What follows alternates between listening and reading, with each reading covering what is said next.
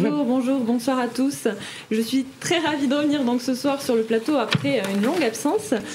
Mais bon, si je dois tout vous avouer, ce soir j'ai un petit peu hésité à venir, l'économie n'étant pas trop mon sujet. J'ai presque annulé. Parce que depuis toujours, les chiffres, l'économie, c'est pas exactement ma sauce, ma tasse de thé, c'est un petit peu flou pour moi. Voilà, pour moi, j'ai un peu la sensation que l'économie, c'est des personnes derrière un ordi en train de taper des chiffres, des algorithmes et en train d'essayer de manipuler la population pour avoir du profit et s'enrichir. Et voilà, pour moi, l'économie, c'était quelque chose de forcément négatif. Mais en vérité, j'avais jamais cherché à creuser le sujet. Et l'émission de la Brèche a été l'occasion pour moi de me pencher justement sur l'économie, de faire des recherches. Et j'ai trouvé une petite vidéo qui vient de l'école l'ESSEC, l'école d'économie qui est située à Paris. Et donc en 2013, elle avait diffusé une vidéo et elle avait invité un groupe à échanger, donc à débattre. C'est donc les économistes atterrés. Les économistes atterrés, et en fait, moi, la vidéo, ça m'a pas du tout atterré, au contraire, ça m'a captivée, j'ai trouvé ça très intéressant, et j'ai enfin plongé dans ce que c'était que l'économie, et j'ai pu découvrir que l'économie, ça pouvait être aussi en lien avec les humains, ça pouvait être aussi un outil pour nous, et que c'était pas forcément négatif, et que c'était pas forcément que le profit. L'économie, pour moi, c'était l'échange entre les gens, et en fait, c'est devenu un moyen de compétition, ce qui est pas très logique pour moi. Et en fait, le monde, la société actuelle est une compétition. C'est pas quelque chose d'inné, hein. C'est pas quelque chose qui est là en nous, non.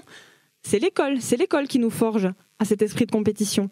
Il faut avoir la meilleure note, pour réussir, il faut être meilleur que les autres pour réussir. Et puis à l'âge adulte, c'est pareil, hein. C'est pareil, hein. À l'école de journalisme, tiens, justement, je vais vous donner un petit exemple. Quand j'étais à l'école, en fait, tous les matins, on nous donnait un petit test d'actualité. Donc voilà. On s'autocorrigeait ensuite entre nous. Et à la fin, le professeur nous posait la question: qui a eu 20 ? Alors voilà, les gens levaient la main, qui a eu 19 ? Et puis ça descendait. Et bon, bien sûr, moi j'étais toujours à la fin, parce que l'actualité, c'est toujours les noms des personnes célèbres, les dates, etc. Et bon, moi j'avais du mal à retenir tout ça. Et je me sentais un peu opprimée par ce système de notation. Et un jour, je suis allée voir le professeur. Je lui ai dit, ça me fait pas vraiment progresser. Ça va pas m'aider dans mon futur métier de journaliste. Au contraire, ça me donne pas vraiment confiance en moi. Résultat, au moment du bulletin de notes de fin de trimestre, je reçois un petit avis: Pauline doit accepter d'être évaluée. Évaluer, c'est ça l'évaluation ? C'est ça être évaluation ? Être évalué, c'est la compétition ? C'est ça ? Le monde, le système dans lequel on évolue, qui c'est qui l'évalue ? Qui c'est qui l'évalue ? Le système bancaire, le système boursier, la méthode, comment ça fonctionne ? Qui est-ce qui évalue ça ? En France, on a un système économique qui nous donne une valeur ajoutée à nous, les humains. Qui évalue cette valeur ajoutée ?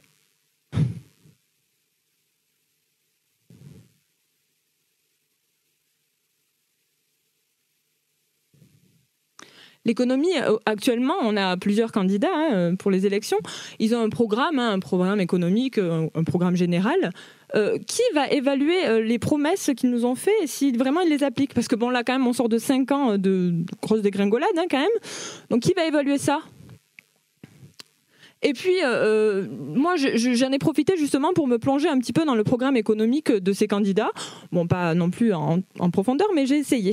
Le candidat Macron, il est un petit peu présenté comme l'espoir de la nation qui va trouver une solution contre la crise économique. Mais il vient d'où, Macron ?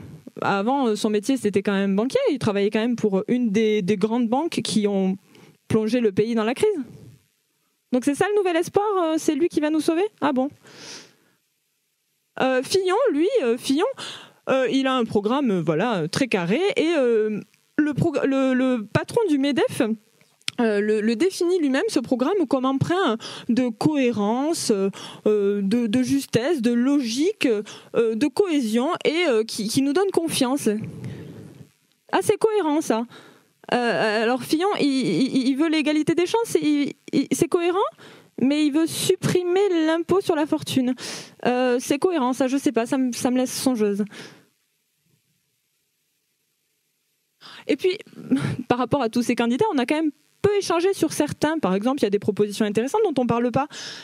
Par exemple, Nathalie Arthaud ou Monsieur Poutou également, donc 2 candidats, Artaud et Poutou, ils parlent des systèmes bancaires et industriels, tous les secrets qui sont dans ces systèmes, ils veulent les mettre à jour, ils veulent voilà, nous offrir ces secrets-là, mais personne n'en parle, on n'en parle pas de ça, de ce débat-là.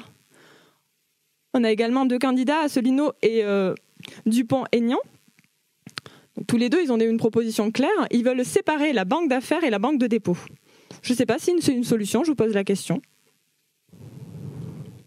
Marine Le Pen et également le candidat Cheminade, eux, en fait, ils veulent le Frexit, donc sortir de l'Europe et sortir surtout de l'euro et revenir au franc. Retour au franc. Est-ce qu'on serait gagnant? Et puis, qu'est-ce qu'on gagnerait surtout? Je ne sais pas trop. Enfin, pour finir, donc Benoît Hamon, lui, il a un élément de son programme qui revient, c'est le revenu minimum universel. Donc c'est une phrase qui laisse tout le monde rêveur. Je ne sais pas si c'est un miracle ou si c'est un piège, il faudra voir. Voilà, il faudra voir. Et alors tout le monde, ça fait rêver tout le monde. Hein. Vous êtes tous en train de rêver à ce revenu minimum universel. Eh bien, pour une fois, les sourds, on l'a eu avant ce revenu-là. Et oui, ça commence, donc c'est la H, l'allocation adulte handicapé, et qu'on a tous les mois à partir de 18 ans. Bon, c'est pas non plus énorme, c'est 800 €. Hein. Et puis, ça peut baisser en fonction de notre salaire, si on a un salaire. Et puis, c'est pas à vie surtout.